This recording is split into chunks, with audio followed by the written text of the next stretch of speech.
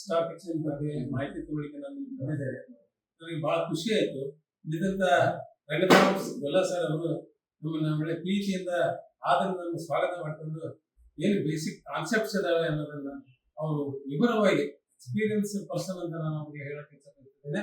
ವಿವರವಾಗಿ ಪ್ರತಿ ಪ್ರಶ್ನೆಗೂ ಕೂಡ ಅವರು ನಮ್ಮ ಟ್ರಾನ್ಸಾಕ್ಷನ್ ಮಾಡ್ತಾ ಇದ್ದಾರೆ, ಅವರು ಉತ್ತರವನ್ನು ಕೊಡ್ತಾ ಇದ್ರು. ಹಾಗೆ ಒಳ್ಳೆ ರೀತಿಯಲ್ಲಿ ಅವರು ನಮಗೆ ಏನು ಎಜುಕೇಶನ್ ಕೊಟ್ಟಿದ್ದಾರೆ. ನಾನು ಪರ್ಸನಲಿ ಇದರಲ್ಲಿ ವೆರಿ 0% ಅಂತ ನಾನು ಹೇಳಕ್ಕೆ ಇಷ್ಟಪಡ್ತಿದ್ದೇನೆ. ಇಲ್ಲಿ ಬಂದ ಮೇಲೆ ಒಂದು 30% ಬೇಸಿಕ್ ಇದರಲ್ಲಿ ನಾನು ನಾಲೆಜ್ ಪಡ್ಕೊಂಡಿದ್ದೇನೆ. ನಂತರದ ಈ ಪ್ರಾಕ್ಟಿಕಲ್ ಇದರಲ್ಲಿ ಸರ್ ನನಗೆ ಭರವಸೆ ಕೊಟ್ಟಿದ್ದಾರೆ. ಬಹಳಷ್ಟು ನಿಮಗೆ ನಾನು ಇಲ್ಲಿಂದ ನಿಮಗೆ ಒಳ್ಳೆ ಗುಡ್ ನ್ಯೂಸ್ ಕೊಡ್ತಾ ಇದ್ದೇನೆ ಅನ್ನುವಂಥದ್ದನ್ನ. ಇನ್ನು ಮುಂದಿನ ದಿನಮಾನದಲ್ಲಿ ಬಹುತೇಕ ಏನು ನ್ಯೂ ಪರ್ಸನ್ಸ್ ತಾವಿದ್ದೀರಿ, ಟಿಡಿ ಅಕಾಡೆಮಿಗೆ ನೀವು ಜಾಯ್ನ್ ಆಗಿ ನಿಮ್ಮ ಭವಿಷ್ಯವನ್ನು ರೂಪಿಸಿಕೊಳ್ಳಿ.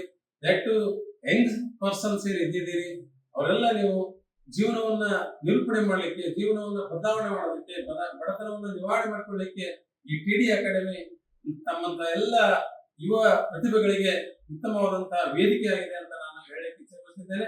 ಇದರ ಮುಖ್ಯ ಪ್ರವರ್ತಕರಾದಂತಹ ಶಿವಕುಮಾರ್ ಸರ್ ಅವರು ನಮಗೇನು ಇದನ್ನ ಈ ಒಂದು ಟಿಡಿ ಅಕಾಡೆಮಿಯನ್ನು ಮಾಡಿಕೊಟ್ಟು ಇವತ್ತು ಈ ರಾಜ್ಯ ದೇಶದಲ್ಲಿ ಫೈನಾನ್ಸಿಯಲ್ ಸೆಕ್ಟರ್ದಲ್ಲಿ ವೈಯಕ್ತಿಕವಾಗಿ social and contribution to the government ಇರಬಹುದು, ಉತ್ತಮವಾದ ಕಾಂಟ್ರಿಬ್ಯೂಷನ್ ಕೊಡ್ಲಿಕ್ಕೆ ಒಂದು ವೇದಿಕೆಯನ್ನು ರೂಪಿಸಿಕೊಟ್ಟಿದ್ದಕ್ಕಾಗಿ ನಾನು ಅವರಿಗೆ ಧನ್ಯವಾದಗಳನ್ನು ಹೇಳ್ತಾ ಇದ್ದೇನೆ.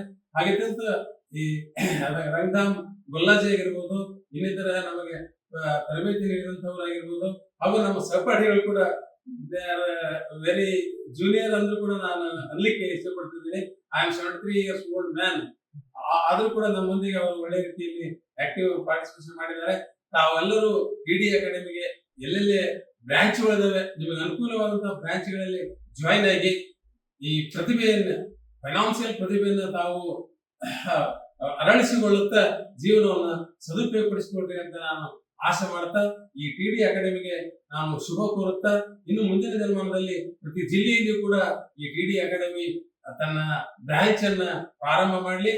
ಇದರ ಮೂಲಕ ಬಡ ಜನರ ಒಂದು ಆರ್ಥಿಕತೆಯನ್ನ ಹೆಚ್ಚು ಮಾಡಲಿಕ್ಕೆ ತಮ್ಮ ಕೊಡುಗೆ ನೀಡಲಿ ಅಂತ ನಾನು ಶುಭ ಹಾರೈಕೆಯನ್ನು ಮಾಡುತ್ತಾ ನನ್ನ ಮಾತುಗಳನ್ನು ವಿರಾಮ ಮಾಡ್ತಿದ್ದೇನೆ.